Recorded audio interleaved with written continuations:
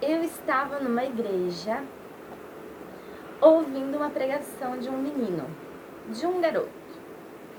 E esse garoto, ele falava assim, ele falava, né, sobre o plano do Calvário, na verdade, sobre o sumo sacerdote. Mas ele passou uma ideia de que ele entendeu o plano do Calvário. Mas o seu espírito, e eu absorvi, eu entendi, né, dizia assim: eu já entendi tudo, mas eu não entendi por que eu. E aí eu pensei sobre aquilo e disse, uma hora dessa, fazer um vídeo do porquê eu. Porque eu, com relação a Deus, né? Com relação a chamado, por que eu? Sim, mas um Deus tão imenso, tão grande, tão rico, tão poderoso, riquíssimo, próspero, e o mundo nos leva a ver Deus dessa forma, porque todos os lados hoje as coisas estão muito bonitas, muito lindas, muito perfeitas. E então o coração dele, talvez o coração de mais alguém diga, eu? Por que eu? Ontem em Florianópolis eu comprei os desenhos e eu tava pintando esse desenho aqui. Pintei assim pra me distrair um pouco. E quando eu terminei de pintar, o Senhor falou comigo assim, porque Deus amou o mundo de tal maneira que deu seu Filho unigênito para que todo aquele que nele crer não pereça, mas tenha vida eterna. Deus amar o mundo é amar os animais, a natureza, além de nós. Ou nós e também a natureza. E nós temos uma ideia cultural de que quando lemos porque Deus amou o mundo, é porque Deus amou o homem. Mas o mundo é a sua criação num todo, e a sua criação num todo realmente ela é maravilhosa, e dá para entender porque Deus ama essa criação. Então, o porquê eu? O porquê eu é uma questão cultural. Uma questão cultural hoje própria, hoje, falando de Brasil, né, eu estou em solo brasileiro, aqui há uma cultura escravista. Então, uma pessoa que nasce numa cultura escravista sem um nome importante, é natural ela dizer por que eu. Porque ela não nasceu numa situação de prestígios.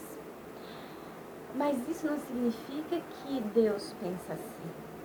Mas a sua estrutura humana, dentro do seu contexto cultural, o leva a pensar assim. Tudo aquilo que pensamos não significa exatamente que é o que Deus pensa. Os nossos pensamentos não são os pensamentos do Senhor. Ele mesmo disse isso, porque os meus pensamentos não são os vossos pensamentos.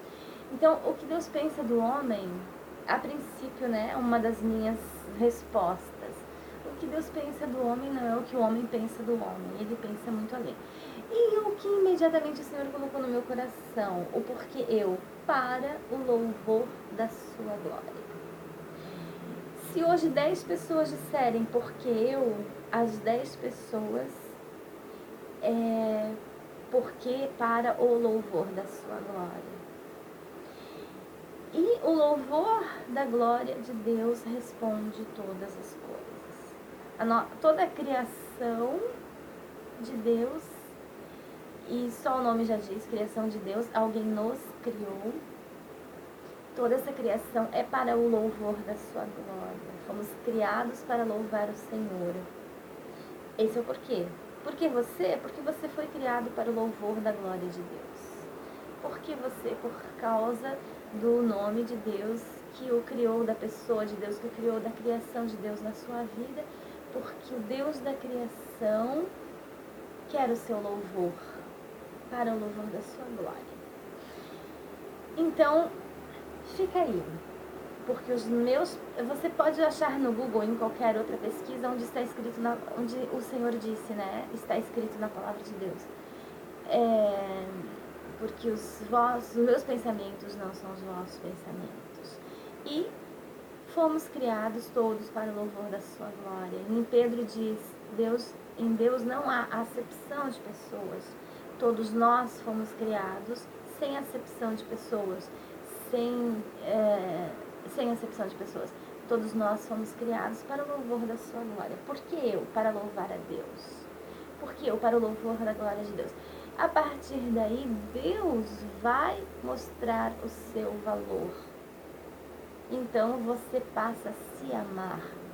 Sendo que a tua vida cultural, a tua questão cultural não te ensinou a se amar. Ou hoje está se abrindo para isso e levando o homem a se amar. Mas sabemos que vivemos de gerações passadas que não nos ensinavam muito a nos amar, eram mais dogmas e tabus.